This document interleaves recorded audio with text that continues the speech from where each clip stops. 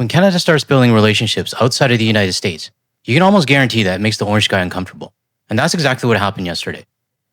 So most of you guys already know that Prime Minister Mark Carney had an eventful and productive trip to China. I think he's still there, I'm not sure. And it's definitely going to irk the orange guy. Even though he said in an article that if Canada wants to deal with China, then we should go ahead and do it. Of course, we all know he's going to flip his position on that. So we'll get into more of that later in this video. But what I really want to talk about today is what it actually means for Canada. Because this is a huge step forward towards cutting down our reliance on the United States. Now let me be clear, we can't cut 100% ties with the orange guy's administration. That's just not realistic. But Canada does need to become more independent and start creating partnerships that's based on Canada's needs, not just doing what the United States wants us to do.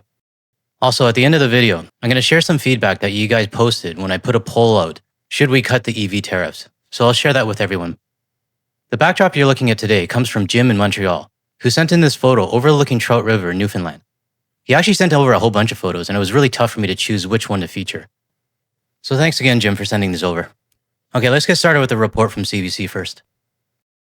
Hours after the Prime Minister met with China's president here in Beijing, Mark Carney announced a breakthrough. He says Canada reached a deal to get China to drop its retaliatory tariffs on Canadian canola meal, lobsters, crabs, and peas starting March 1st, and that China will also lower tariffs hitting Canadian canola seed to about 15%. We're returning to the levels of Chinese automobiles as a cap that we had 2 years ago, okay? Secondly, just to reinforce, that's less than 3% of the Canadian auto sector. Carney also said that China's president agreed to allow Canadians to travel to China without needing a visa. Now, Canola seeds, lobster, EV tariffs, and visa-free visits. I know Saskatchewan and the prairies will be looking forward to the drop in tariffs on canola seeds and peas. I also know the seafood industry in Canada will appreciate the dropping of the retaliatory tariffs on lobster and crab. I think that comes from the East Coast, I'm not 100% sure. Either way, these are all positive changes for our farming and seafood industries moving forward. Now on the EV tariffs. I've been saying this for a long time. We either need to drop them or reduce them. We put 100% tariffs on China EVs because of pressure from the United States. And at this point, our relationship with them is over. The majority of Canadians in my comments agree that we do not need to stay loyal to the United States anymore. But I still see some comments saying things like, oh, cheap Chinese cars, batteries explode, communist country. So I have to ask, I'm guessing you heard that from the United States, right? I'll get into more of this later in the video. But one thing I didn't expect was China removing the entry visa requirements for Canadians. This part, in my opinion, is actually a pretty big statement, because it shows that China is opening the door for Canadians to visit. I've been to China a few times, Shanghai and Shenzhen to be exact. And every time I've gone, the entry process has been smooth. Sure, I had to buy a visa through a travel agency, but it wasn't that big of a deal. So yeah, it means China is actively opening the doors for Canadians. So now, Canadians don't need a visa to go to China, but US citizens do. That kind of says a lot, to be honest. at his press conference, Carney faced questions from journalists about his decision to reset relations. Less than a year ago, he called China the biggest security threat to Canada, but when I asked him if he still believes that, he wouldn't say. He did say that he did discuss foreign interference and human rights during talks. We fundamentally stand up for human rights. We stand up for democracy, territorial integrity, rights to self-determination. We take the world as it is, not as we wish it to be. That means the following. We do engage with countries. We calibrate that engagement depending on our values and our interests, so that engagement is more narrow when there are those issues. We can't ignore the human rights issues that revolve around China's past and things currently happening in the present. Tibet, Uyghur issues, Hong Kong crackdown, overall censorship. It's all there and we're not ignoring it. But I have to ask, is the United States any better right now? Their leader talking about taking over Venezuela, threatening Canada, Greenland, Mexico, Cuba, Panama. And you have far-right citizens openly encouraging this. Let's not forget ICE and CBP and what's going on in their country right now.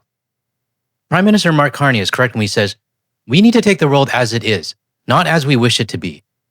I wish the world to be a safe place. I wish we got along with our neighbors. I wish our neighbors treated Canada with respect and dropped the US exceptionalism that still exists. But that's not the world we live in. The world is a mess right now. And if we look at the reality right now, You can't plan based on how you wish things were. You have to react and plan differently. It's also why I disagree with Doug Ford's take on this when he says China EVs coming to Canada is going to kill the Canadian auto industry. Well, I don't think China is going to kill it. You have the orange guy openly saying that they don't need Canada. The real threat is to the south of us, not overseas. I think a lot of people have a hard time letting go of the relationship with the United States. But it's happening whether we like it or not. What's Canada getting? What is it giving up? Linda Ward is on this story for us this morning. Linda, the Prime Minister is calling this a new era, trade with China. What's in the agreement? Yeah, so basically Canada is cutting the 100% tariffs there on EV vehicles from China. China lowering canola duties in return, calling this historic, productive 2 days of meetings where they start to really strategically recalibrate this relationship with China. This effort began back in the fall, and at that time, there was a conference in South Korea around the same time that both Canada and China were being hit pretty hard with these U.S. tariffs. Both countries now coming together, closer together, further from the United States. When you have a bully who's openly picking on and targeting multiple people and countries, those people and countries being targeted are naturally going to have their own side conversations. And that's why this trade deal, partnership, or whatever you want to call it, is a huge statement in my opinion. It shows that Canada and China are no longer willing to accept the US bullying tactics. And it does make you wonder, who else is Canada speaking to right now? I know they're speaking to Sweden when it comes to the Gripen jets. Let's talk about electric vehicles for a minute. In 2024, Canada followed the U.S. in putting those tariffs of 100% on electric vehicles from China. Canada will now allow up to 49,000 Chinese EVs into the Canadian market at a tariff rate of 6.1%. 49,000 is what we allowed in prior to that hike on tariffs. And they expect that this is going to drive up investment in Canada, create new jobs, bolster Canada's electric vehicle supply chain. And in 5 years, they expect that that number will be put up to 70,000. And more than 50% of those vehicles would be under $35,000. So they say these vehicles will become cheaper for Canadian consumers. This is the most important thing for me when it comes to reducing the EV tariffs. I hope the deal isn't just reducing the tariffs and exporting it to Canada. It has to create jobs, it has to create manufacturing plants, and it has to have a real integration into the supply chain and procurement of Canadian-made cars. If this is done properly, then in my opinion, this becomes the plan B, a backup plan. In case the orange guy wakes up one morning, gets mad, and decides to pull the US car manufacturing out of Canada, then what are you going to do, Doug Ford? And honestly, in 2026, this could happen. But the majority of you agree with me. You can check out the poll that I did. We're all hoping for a real benefit here and a long-term manufacturing plan for Canada, now that these cars are coming back into our country. When we look at canola, China responded to Canada's electric vehicle tariffs by imposing duties on Canadian canola, basically shutting out the Chinese market to Canadian producers. China's exports from Canada fell 10.4% last year. By March 1st, China will lower tariffs on Canadian canola seed from 85% to about 15%. And Canadian canola meal and peas will not be subject to tariffs starting March 1st until at least the end of this year.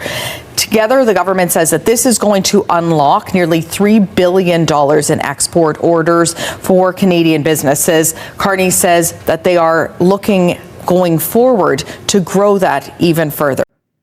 Do you think the US soybean farmers and other farmers are watching all of this and asking what their government is doing about their situation? Because I really love to see how the US farmers are actually reacting to all of this. I've been scanning the reaction in worldwide media from the Associated Press, from the New York Times, Bloomberg, and many of the headlines say, in a break with the United States. That's not the kind of headline that you want to have these days in some ways, but that's what it is. What are we hearing, or what do we expect from the United States? Yeah, I mean, it's going to be interesting to hear Donald Trump's reaction to this when he reads those headlines. Carney telling reporters Canada's relationship is more predictable than the United States. And he was asked directly how he would explain this to President Trump. Here's what he said. I think we need to look at this in the context of building. I mean, we're building a new part of our car industry. building cars of the future in partnership, bringing affordable autos for Canadians at a time when affordability is top of mind, and doing it at a scale that allows for a smooth transition in the sector. So kind of avoiding the question directly there, no doubt there will be concerns from Washington. But what I heard from the Prime Minister's speech is that Canada is creating his Plan B. And honestly, who cares what the United States thinks? Personally, I don't think he sidestepped the question. It's obviously he can't say what I would want to say, which is screw the orange guy and his fascist country. We're going elsewhere. But if you read between the lines, the message is pretty clear. Canada is starting to think for itself. Now, the CBC report also talks a bit about the fisheries industry. Let's take a look. What does this deal potentially mean for the fishery there?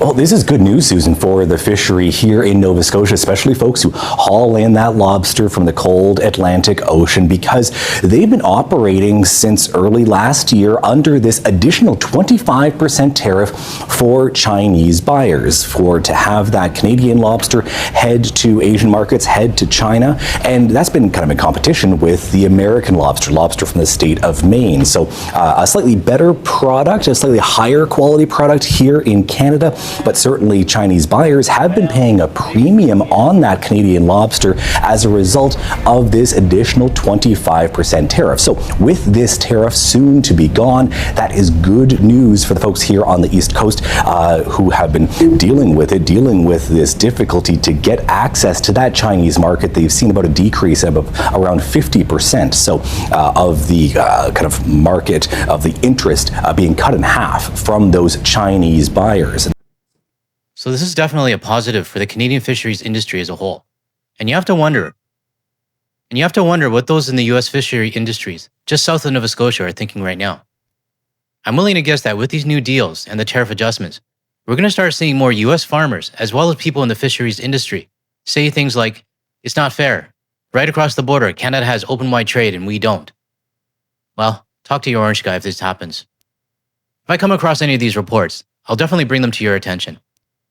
Now, I want to move on to a quick article that includes a brief statement from what the orange guy says about this. This article from CTV is titled, Orange Guy Reverses Course, Supports Canada-China Trade Deal. Yeah, we'll see how long that lasts. I'm not going to read out the whole article, but there's one quote from the orange guy I wanted to read out to everyone. He was asked to respond to the new agreement between Canada and China, and his response was this. Well, it's okay. That's what he should be doing. If you can get a deal with China, you should do that. I don't know about you guys, but I don't believe this one bit. We're talking about someone who got his feelings hurt over an ad. Someone who threatens his own country and the rest of the world just because he's in a bad mood. If you ask me, I fully expect the orange guy to use this new Canada-China trade agreement to justify more tariffs or to make things hard for both countries moving forward. There's no way he's actually this calm about it. Let me know in the comments if you agree with me on this. Now, I want to take some time to read out a few comments from the community on this topic. I think it's important to share because these comments are coming from everyday citizens, just like you and me. Chris Lewis says, it's amazing what it took to get us here. There are things about the CCP that will make a lot of people on this side of the world question the relationship. But in the interest of the future, I believe this is a good move. It is past time for dialogue and cooperation. I fully agree. As I mentioned earlier, I'm not discounting any of the things that China has done. But if these deals can help Canada and our industries moving forward, then I'm all for it. User LV5, okay, I'm not sure what this is code for, but this person says, one of those cars come in, you'll want more. I've got one, it's not perfect, but no car is these days. 300,000 Mercedes vehicles have the same issue as my car. For the price, it's a brilliant car. I've been in quite a few BYD cars since moving to Malaysia. Instead of using Uber here, they have an app here called Grab. Same thing. But they're all over the place here. You've got your higher end BYD models and you got the more economical ones as well. But one thing I noticed across the border is that they're built with quality. And maybe it's just me, but I can tell a lot about a car when you close the door and it feels solid.